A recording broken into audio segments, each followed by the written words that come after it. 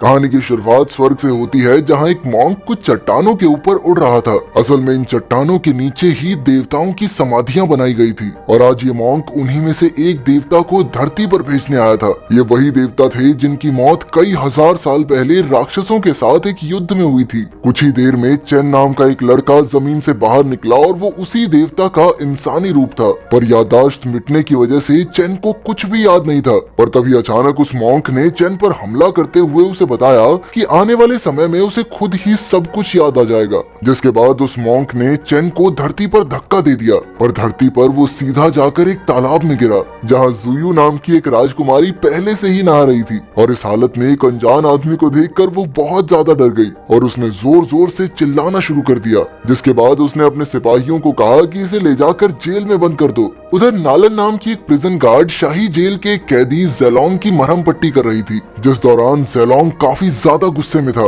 असल में जेल के कुछ कैदियों ने उस पर हमला कर दिया था, जिसमें उसे थोड़ी बहुत चोटें आई थी। इधर जब नालन अपने काम में व्यस्त थी तो दूसरी तरफ बाकी सारे कैदी इशारों में एक प्लान की शुरुआत करने की तैयारी में थे। असल में उन सभी कैदियों ने जेल से भागने का प्लान बनाया था, क्योंकि उन सभी को सेनापति शीमा ने सिर्फ इसीलिए कैद किया था क्योंकि उनके पास जादुई शक्तियां थी। आसपास का जायजा करने के बाद कैदियों ने छुपाए हुए हथियार निकालकर सिपाहियों पर हमला कर दिया। ये देखते ही नालन और जेलोंग ने अपनी जान बचाने के लिए वहाँ से भागने का फैसला किया। जिसके बाद वो लोग एक खास जगह पर गए जहाँ दीवारों पर कुछ कागज चिपके हुए थे, पर जैसे ही जेलोंग ने उनमें से एक कागज को छुआ तो उसके हाथ में अलग सी जादुई शक्तियां आ गई। असल में ये कागज लोगों की शक्तियां छीनने के लिए लगाए गए थे, लेकिन ऐन वक्त पर नालन ने जेलोंग का हाथ पकड़कर उसे बचा लिया। जिसके बाद उनके पास कैदियों का सामना करने के अलावा और कोई चारा नहीं था। उसी वक्त सभी कैदियों ने नालन को चारों तरफ से घेर लिया। जिसके बाद नालन ने अकेले ही उन सभी कैदियों का मुकाबला करना शुरू कर दिया, पर इसी बीच उसकी साथी बहुत ही गंभीर रूप से घायल हो गई। पर कैदियों के दोबारा हमला करने से पहले ही शीमा वहां पहुंच गया और उसने कैदियों की जादुई शक्तियां छीनकर उन्हें वापस जेल में बंद कर दिया। बाकी सबके साथ साथ जेलोंग को भी वापस जेल में भेज दिया गया।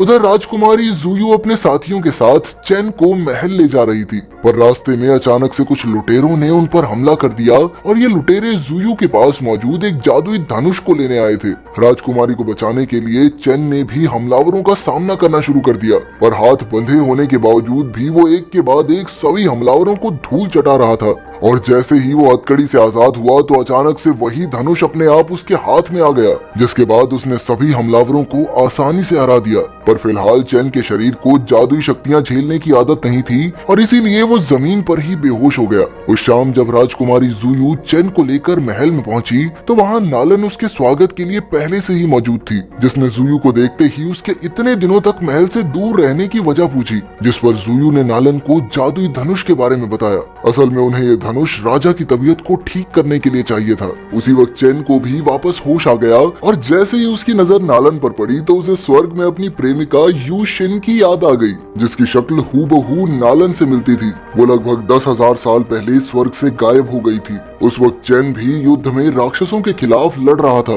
इधर नालन और जुयू भी बात ही कर रहे थे, पर वहीं चेन उस कमरे में पहुंच गया जहां पर वो जादुई धनुष रखा हुआ था। और जैसे ही जुयू को उसकी गुमशुदगी का पता चला तो उसने तुरंत ही सिपाहियों को चेन को ढूंढकर जेल में बंद करने का आदेश दिया। फिलहाल चेन उस जादुई धनुष की शक्तियों से दूर जाने की कोशिश कर रहा था, पर हर बार वो धनुष उसे खींचकर अपने पास ले आता और इसी चीज का असर राजा की सेहत पर भी पड़ रहा था। जैसे ही चेन उस धनुष को पकड़ता तो राजा की तबीयत ठीक हो जाती और जैसे ही धनुष को छोड़ता तो राजा एक बार फिर से बीमार पड़ जाता। इसके बाद जुयू ने वो धनुष उठाकर राजा के हाथ में पकड़ा दिया, पर वो अपने आप उड़कर वापस चेन के हाथ में चला गया, जो ठीक राजा के पीछे ही छुपा हुआ था। और जैसे ही राजा को उसके और धनुष के इस अनोखे रिश्ते के बारे में पता चला तो उसने तुरंत ही चेन को दवा खाने में आराम करने के लिए भेज दिया। उधर सेनापति शीमा का बेटा लिंगोंग उससे मिलने के लिए आया, जिसके बाद हमें पता चलता है कि जुयू पर जो हमला करवाया गया था उसके पीछे शीमा और उसके बेटे का ही हाथ था।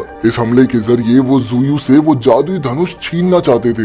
लिंगोंग इस काम में तो नाकामयाब हो गया था, पर फिर उसने शीमा को चेन और जादुई धनुष के अनोखे रिश्ते के बारे में बताया। साथ ही उसने ये भी बताया कि कैसे चेन ने अकेले ही उस धनुष का इस्तेमाल करके सभी हमलावरों को मार गिराया था। ये सुनते ही शीमा अंदर ही अंदर काफी ज्यादा खुश था, क्योंकि अब वो चेन का इस्तेमाल राजा के खिलाफ चाल बिछाने में करना चाहता था। उधर चेन को सपने में अपने सामने स्वर्ग की जिंदगी दिखाई दे रही थी, जहाँ वो जादुई धनुष की मदद से राक्षसों से लड़ रहा था, जिसका मतलब था कि वो जादुई धनुष असल में चेन का ही हथियार था और इसीलिए वो बार बार उसे अपनी तरफ खींच रहा था। नींद से जागने के बाद वो सीधा नालन के पास पहुंच गया और उसने नालन से पूछा कि क्या वो उसकी प्रेमिका यू शिन थी। इस बात से इनकार करते हुए नालन ने कहा कि नहीं, तुम्हें धोखा हो रहा है शायद। उनकी बातचीत के बीच ही लिंगोंग वहां पहुंच गया, जिसकी आवाज सुनते ही नालन ने चेन को छुपने को कहा। असल में सेनापति शीमा के आदेश पर लिंगोंग और नालन की शादी होने वाली थी और अगर लिंगोंग को चेन के बारे में पता चल गया तो उसकी जान को खतरा हो सकता था। असल में नालन भी शादी से ज्यादा खुश नहीं थी, लेकिन वो चाहकर भी शीमा के आदेश के खिलाफ नहीं जा सकती थी। लिंगोंग के वहां से जाते ही चेन ने उसे बताया कि जुयू पर हमला करने वाला कोई और नहीं बल्कि यही आदमी था और वो ये सब लिंगोंग की आवाज और जूते देखकर कह रहा था, जो कि हूबहू हमलावरों जैसे थे। कुछ दिनों बाद अचानक से कुछ हमलावर राजा पर हमला करने के लिए दरबार में पहुंच गए, लेकिन ऐन वक्त पर शीमा ने वहां आकर राजा को बचा लिया, जिसके बाद उसने राजा से चेन के बारे में पूछा, पर राजा को उसकी नीयत पर कोई खास भरोसा नहीं था, इसीलिए उसने शीमा को कुछ भी बताने से मना कर दिया और अपने पिता के इस फैसले का साथ देते हुए जुयू ने शीमा को बताया कि असल में चेन को तो पहले ही मौत की सजा दे दी गई है, तो उसके बारे में जान के करोगे भी क्या। शीमा जानता था कि वो दोनों झूठ बोल रहे हैं और इसीलिए उसने चेन का पता लगाने के लिए शाम को नालन को अपने पास बुलाया, पर उसने भी चेन को बचाने के लिए शीमा को झूठ बोल दिया, जिसके बाद शीमा उसे शादी के लिए तैयार रहने को कहकर वहां से चला गया। अंदर ही अंदर नालन इस शादी से इनकार करना चाहती थी, पर उसके अंदर शीमा के सामने कुछ भी बोलने की हिम्मत ही नहीं थी। उधर राजकुमारी जुयू ने चुपके से चेन को पकड़कर जेल में भेज दिया, लेकिन वहां भी चेन खुद को आजाद करने में कामयाब हो गया, जिसके बाद उसने जुयू को ही अपना कैदी बना लिया और ये सब देखकर सिपाहियों ने सेनापति शीमा को तुरंत ही इसकी खबर दी। इधर शीमा को तो इसी मौके का इंतजार था और वो खबर मिलते ही तुरंत जेल में पहुंच गया, जिसके बाद उसने चेन को एक खास जेल में बंद करने का आदेश दिया, जहां से भागना बहुत ज्यादा मुश्किल था।